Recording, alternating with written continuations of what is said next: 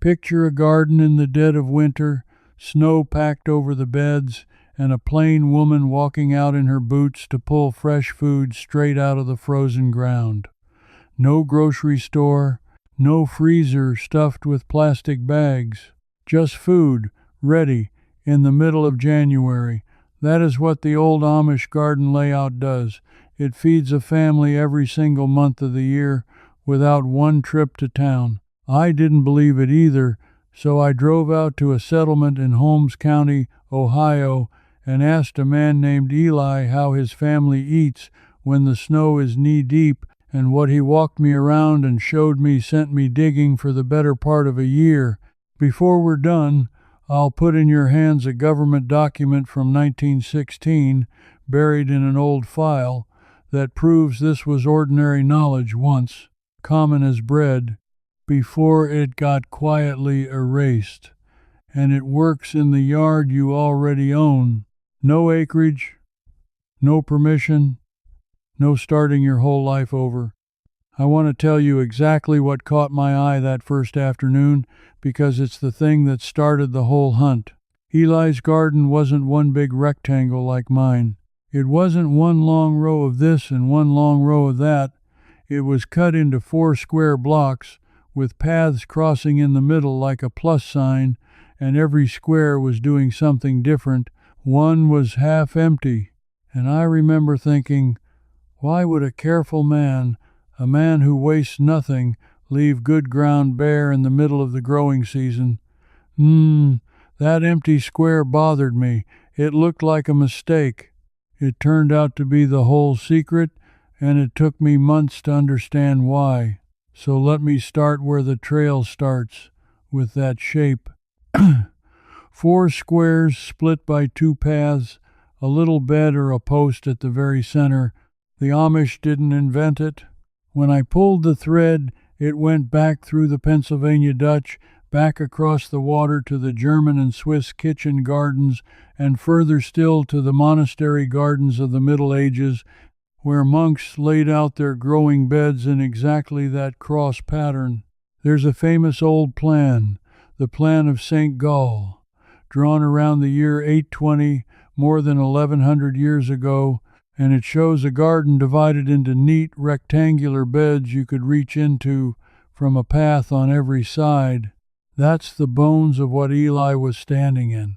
11 centuries, and the shape survived, plain and unchanged, in the backyards of people who never threw away a thing that worked. But here's the part that stopped me. I always thought a garden was about how much you could plant. The 4-square garden isn't about planting, it's about reaching. Every one of those beds is narrow enough that you never step on the soil where your food grows. You work from the path. And when I measured Eli's beds, they came out to just about 4 feet across, so a grown person can reach the middle from either side without ever compacting the dirt. Loose soil holds air and water. Compacted soil chokes roots. The Amish figured out, without a single soil scientist, that the path is as important as the bed. Ohio State University extension work on raised walk-around beds has since put numbers to it, showing yields per square foot that leave straight-row gardens in the dust. Same seeds, same sun, different shape, more food. So, the shape gives you more food from the same ground. Good. But that still didn't explain the empty square, and the more I thought about it, the more it gnawed at me. Because an empty square in June means that ground is doing nothing while the sun is high and free, and no Amish family I have ever met lets anything free go to waste. That empty patch was a clue to something bigger, and to understand it, I had to stop thinking about the garden as a thing you plant once in spring. Here is where it turned, and here is where I first got angry. Because most of us were taught, quietly, without ever noticing the lesson, that a garden happens once a year. You plant in May, you harvest in August and September. Then it's over, and you go back to the store for the other 9 months. That is exactly how I gardened for 30 years. And it is exactly how somebody wanted me to garden. Think about who profits when your garden dies in September. The supermarket does. The seed company selling you one big spring order does. The whole long chain of trucks and warehouses and middlemen that stands between you and a carrot, all of them profit from the belief that fresh food is a summer thing and the rest of the year you rent your eating from them. The Amish never accepted that belief, and once you see it, you cannot unsee it.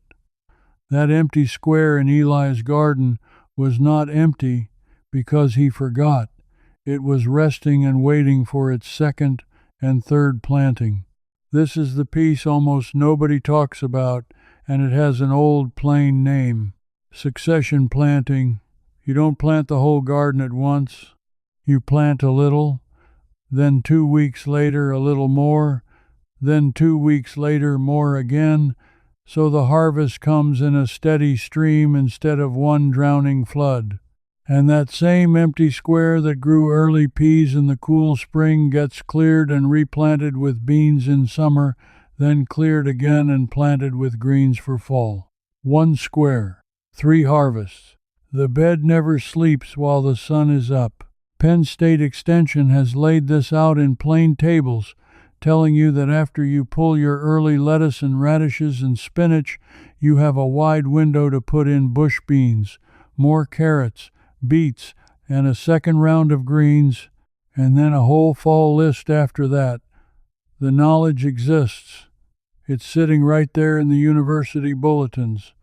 But it isn't on the seed packet you buy in spring, is it?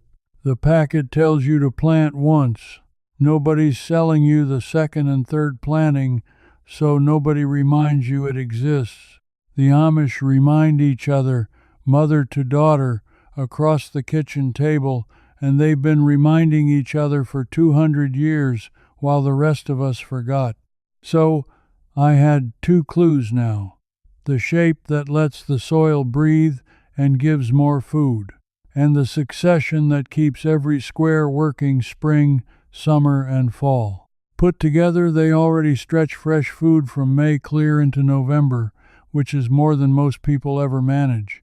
But Eli had told me his family eats from that garden in January. And November to January is the hard part. That's the frozen part. That is where the trail got cold, in every sense, and where I found the thing I really came to tell you about. Before I take you into the winter, though, I have to stop and talk to one person watching right now, because I know exactly what you're thinking. You're thinking this is fine for a family with a big Ohio farm and a barn and 80 years of practice, but you have a small yard, a house you already live in, a life already built, and it feels too late to start. I thought the same thing. So, I want to give you something you can do this week, in the yard you already have, with no special purchase and nobody's permission. This clue is for you. Here it is. Take the worst, most ordinary strip of ground you already have, along a fence, beside the house, wherever, and this week mark out a bed no wider than 4 feet across, and as long as you like. Don't dig it into a huge project. Don't buy raised bed kits. Just lay out that 4-foot width and commit to never stepping on it again. Work only from the sides. That single change, keeping your feet off the growing soil, is the exact principle Eli's grandfather worked by, and it will do more for your roots than any fertilizer. Then, and this is the part that costs nothing, when you pull something out of that bed, put something back in the same day. Pulled your spring lettuce? That afternoon, poke in a row of bush beans. An old Amish grandmother told a folklife researcher years ago that in her mother's house the rule was simple: never carry a full basket back to the house without carrying seed out. Empty ground was considered almost a sin. You can live by that rule starting Saturday in the yard you already own, and by fall you'll have eaten 3 times off one bed. No new land. No waiting for next year. And once you've felt that, once you've pulled a second harvest off ground you thought was finished, you'll be ready to believe the last part, the part I almost couldn't believe myself until I saw it with my own eyes. But before we get there, I want to make sure you have everything you need to go deeper than what any video can hold. Everything I've been walking you through in this video, the 4-square layout, the succession calendar, the winter harvest methods, I went much further into all of it in a book called The Amish Blueprint. It covers the full system, including the specific planting windows, the exact crops for each square, and the details on keeping food coming in every month, laid out so you can follow it in your own yard this season. If this investigation is the kind of thing that pulls at you, that book is where the whole case file lives. You can find it linked in the description below. Now, back to the question that was still standing there, the one I couldn't shake, the one that sent me into old records and government archives. Because the real question was still standing there. How do you eat fresh in January when the ground is iron and nothing grows? I assumed the answer was canning. Every book tells you the Amish can hundreds of jars, and they do. I assumed the answer was the root cellar, and that's real too. Let me give you that clue first, because it matters, and then I'll give you the one that knocked me flat. The root cellar is a hole in the ground that does the work of a refrigerator without a drop of electricity. Eli walked me down a short flight of stone steps into a room dug into the hillside behind the house, and the temperature down there sat cool and steady, somewhere around 40 degrees, the way it does about 8 or 10 feet down, no matter what the weather does above. In that room were bins of potatoes, crates of carrots buried in damp sand, cabbages, apples set out so they didn't touch, jars on wooden shelves.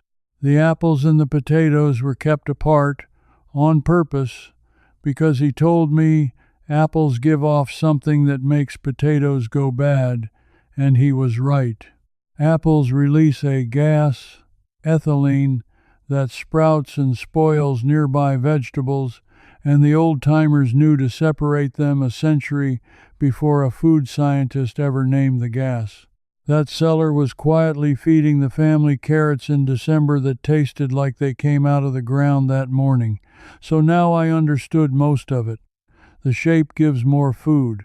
The succession keeps it coming spring through fall. The cellar holds the harvest deep into winter without power or a store. And I'll be honest, at that point I thought I had the whole answer, and I started to relax. That was a mistake, because everything I've told you so far, a good gardener might piece together on his own. The last clue, the one that solves the case, the one that turned this from a nice story into something I had to make a video about, I only found because I refused to accept that the winter food was all stored food. Something Eli said didn't sit right. He said, and I wrote it down, that in the deep of winter his wife still goes out to the garden itself and comes back with something fresh and green. Not from the cellar, from the frozen garden. And I could not for the life of me understand how. That sentence is what sent me into the old records, and here is where the investigation finally paid off. Because someone, a long time ago, wrote this down and then it got buried. Let me tell you about the villain properly now, because by this point in my digging I stopped believing this was an accident. For most of American history, growing your own food across all 4 seasons was normal, expected, taught to children as plainly as reading. Then, over the span of a couple of generations, it vanished from ordinary life, and it did not vanish because it stopped working. It vanished because a whole industry grew up that needed you to stop doing it. Every jar you didn't fill, every winter carrot you didn't grow, became a sale for somebody. The knowledge wasn't outlawed. It was worse than that. It was simply left out, left off the seed packet, left out of the magazines that were now full of advertisements for the very stores that replaced the garden, left to die in the one place nobody looks, the government archive, and that's where I found it. There is a document, a United States Department of Agriculture Farmers Bulletin from the 1910s, part of a whole run of these plain little pamphlets the government once mailed to any farmer who asked. They were written to teach ordinary families to feed themselves, and there are numbers all through them that read like a lost language today. One of them lays out, in plain instruction, how a family can keep the table supplied with fresh vegetables through the entire winter, not just stored ones, but living crops. And the method it describes is the exact thing Eli's wife was doing, the thing I couldn't understand. They gave it away for free, in print, more than 100 years ago. And then the whole country forgot on purpose. Here is the secret. Here is the solved case. There are certain crops that do not need to be harvested before winter and hauled inside. They can be left living right in the ground, straight through the freeze, and pulled fresh whenever you want them, all winter long. And they don't just survive the cold, they get better, sweeter. This is the part almost nobody knows. Carrots, parsnips, leeks, kale, and a few of their cousins have a trick built into them. When the cold hits, they pull their own starches up and turn them into sugar, because sugar acts like antifreeze inside the plant and keeps their cells from bursting. It's the plant protecting itself. And the result, for you, is that a parsnip pulled from frozen January ground is sweeter than any parsnip you can buy in any season. The frost does the work.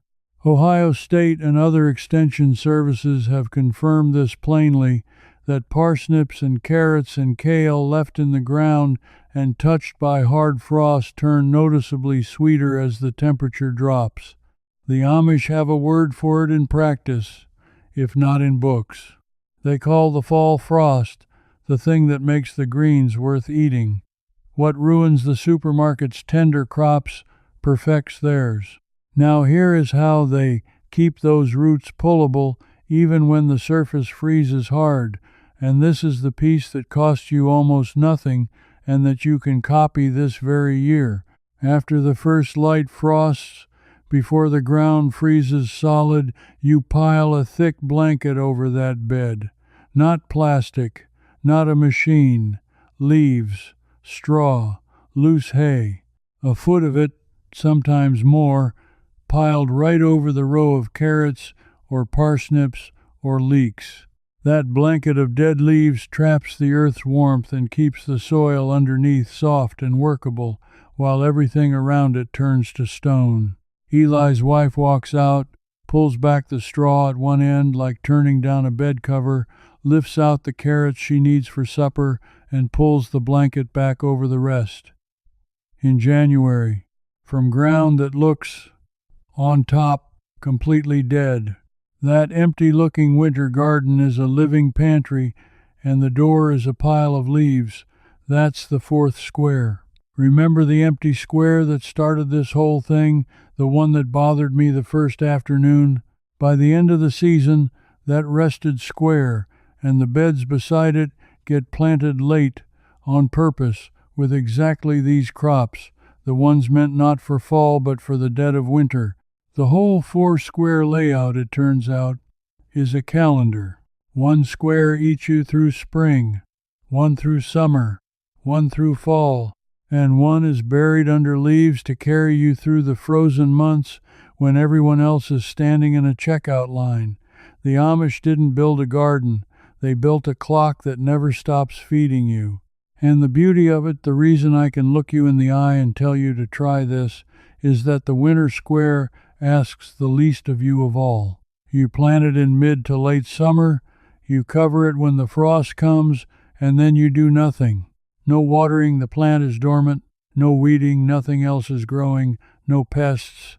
They're all dead or asleep. It is the laziest, cheapest, most forgiving food you will ever raise, and it lands on your plate in the hungriest, most expensive month of the year. That old government bulletin knew it.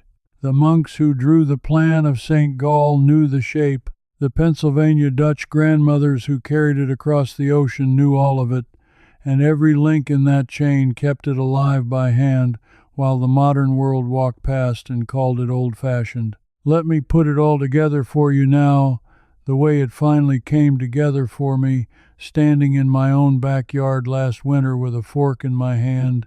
You take a piece of ground and you divide it into 4. You keep your beds narrow, 4 feet, so you never crush the soil and never lose the yield. You plant the first square early and cool, peas and lettuce and spinach. As each thing comes out, you put something back the same day, never a full basket to the house without seed going out, so summer beans and beets follow the spring greens and fall greens follow the beans.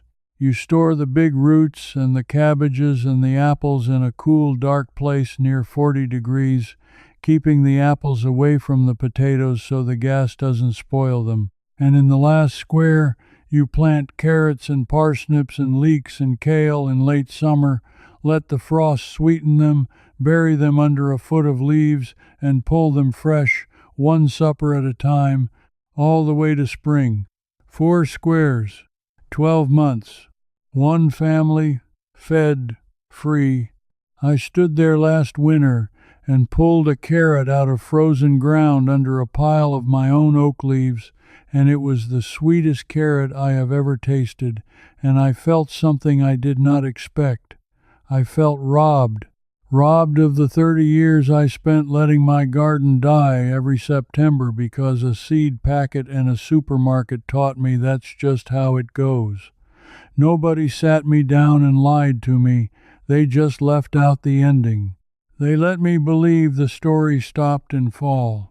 And a plain community that most people drive past without a second look had the whole ending the whole time, written in a shape 1,100 years old, confirmed in a government pamphlet from over a century ago, and kept alive in a backyard in Holmes County by a man named Eli, who couldn't understand why I was so amazed by something his grandmother did every winter of her life. So here's what I want to leave you with. The thing you were missing was never money, and never land, and never some special green thumb you weren't born with. The thing you were missing was the ending of the story, the part where the garden keeps feeding you after everyone told you it was over. You just got it back. It was taken from you quietly, one left-out detail at a time, and now it's yours again, and no store can take it back. And I think you're the kind of person who already suspected this, the kind who's felt, for a long time now, that a lot of useful things got shelved, not because they stopped working, but because somebody made more money once you forgot them. If that's you, then you and I are already neighbors, whether we've met or not. Now I want to hear from you, and I want a real answer, not just a scroll on by. Out of everything I laid out, which square would you plant first? And here's the one I'm really asking. Would you have the nerve to bury a bed of carrots under a foot of leaves and trust it to feed you in January? Tell me honestly in the comments, because I read them, and I want to know who's actually going to try it. And tell me where you're watching from, what state, what country, what your winters look like, because that changes exactly which crops will pull for you in the cold, and I answer as many of those as I can.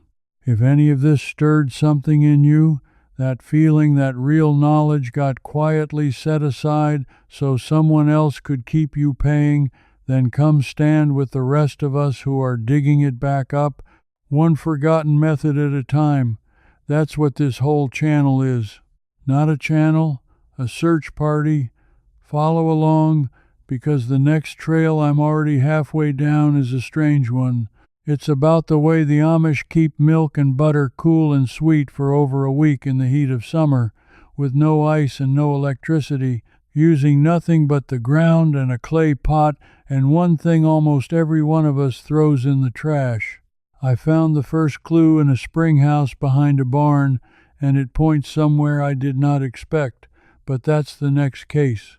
For now, go mark out your 4 feet, keep your feet off the soil, and never carry an empty basket back to the house again. The garden was never supposed to stop feeding you.